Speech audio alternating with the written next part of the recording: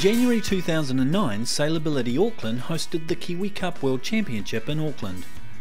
The event drew over 28 international sailors in a regatta that for the first time allowed both able and disabled sailors to compete against each other in a World Championship event. It will cater for two World Championships, so there's the Open class and the IFDS, which is the International Federation of Disabled Sailors. I guess it's all about wanting other people to experience that, that buzz and that excitement of taking part in a big regatta.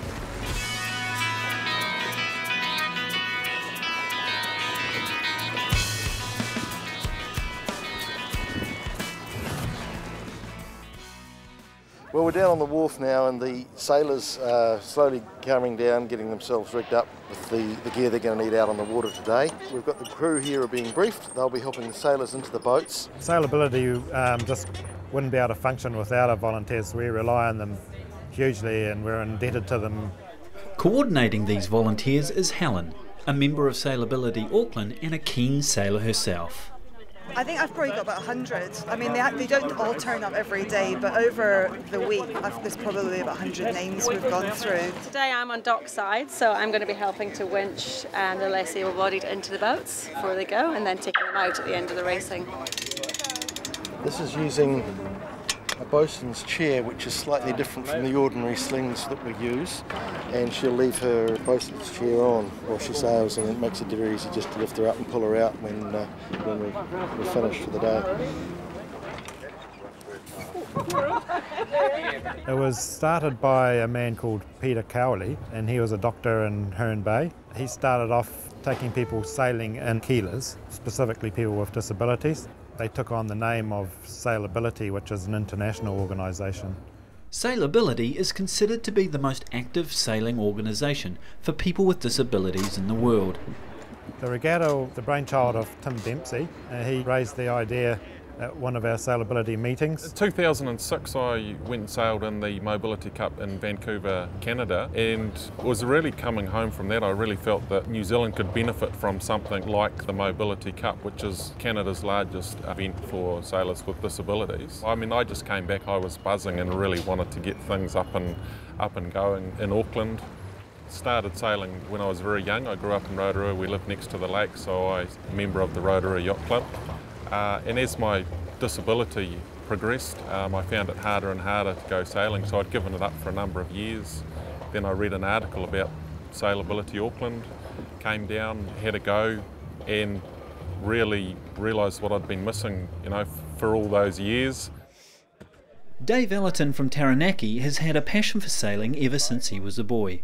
Losing his sight has not deterred him from sailing, despite his disability, and continues to win sailing competitions around the world. Lost my sight around about 6 years ago now, and of course I still wanted to sail, so I carried on sailing after I dragged myself out of the dumps. As you imagine, when you lose your sight, I've got peripheral vision, but when I get to here, there's nothing in the middle. So when you're out in the water, how do you cope without being able to see it? How do I know where the wind's coming from?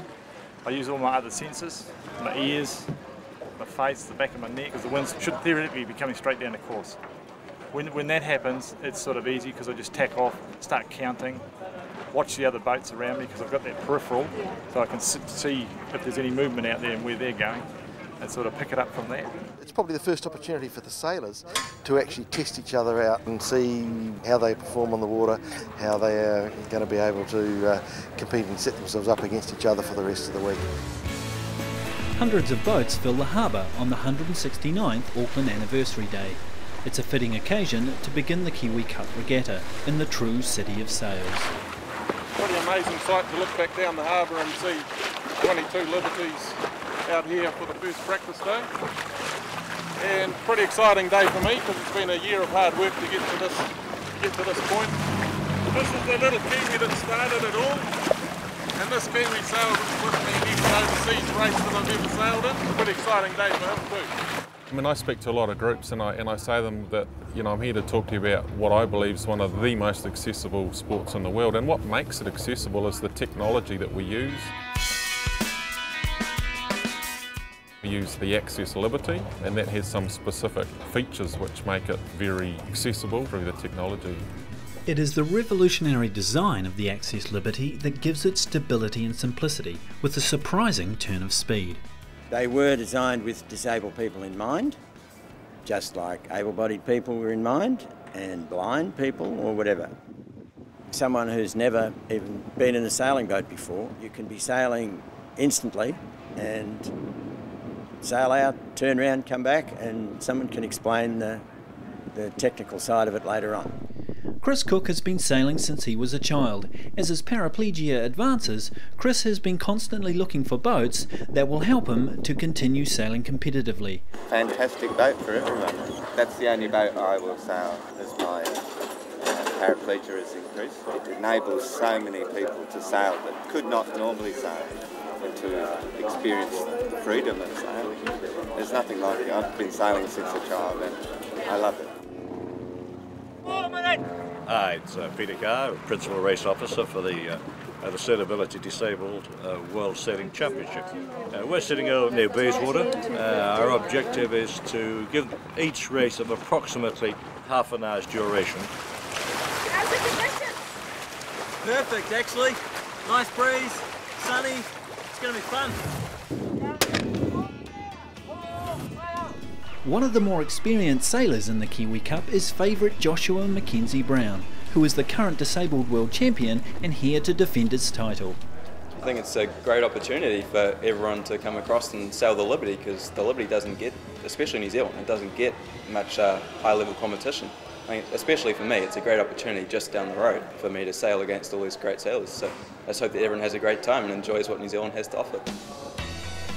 Barry Coates from the Gold Coast in Australia is an experienced able-bodied sailor, but he knows that out on the water he is equal to any of the disabled sailors in the Kiwi Cup. I'm over here to have a bit of fun with the rest of the guys, some of whom I've sailed against in Europe and in Canada. And yeah, I'm looking forward to this lovely harbour that you've got here. Andrew May has arrived here from Christchurch. It's the first time he sailed in the Liberty. He's also very experienced and is regarded as Joshua's biggest threat on the water. This is the first time I've sailed these boats, so it's sort of a bit of a steep learning curve. So I think I've got a bit of a handle on them. I still a few things to figure out, but yeah, it's going pretty well so far. So.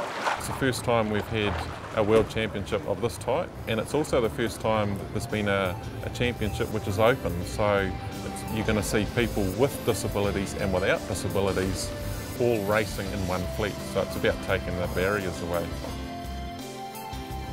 Genevieve has a communication difficulty, so I'm Genevieve's mother, Anne. And Genevieve is sailing because it's something that she found that she's able to do since she had her stroke. She had her stroke in 2001 and in 2005 she was introduced to Sailability in Western Australia. She used to sail when she was a teenager in a mirror. And you found something that you really enjoy? Yes. Yeah. Wow. Yes. Approximately 10 Access Liberties will be fitted with an electric servo sheet and helm winches, enabling sailors with severe disabilities to compete. There will be a prize for the first place servo sailor, and what a servo basically means is it's winches that control pulling the sails in and out. If you don't have any arms, for example, you can put that up under somebody's chin so they can still operate it. Bill Bradley's Access Liberty is also servo assisted, and this cutting edge technology has enabled him to take up sailing at the age of 70. This is a great boat, anybody can sail this. You know, I only took it up 3.5 years ago. You know, I thought there was only one sport I could try and qualify for Beijing, and that was sailing. So I took up sailing, never sat in a boat in my life. If you can get in a wheelchair and drive a wheelchair, you can drive this.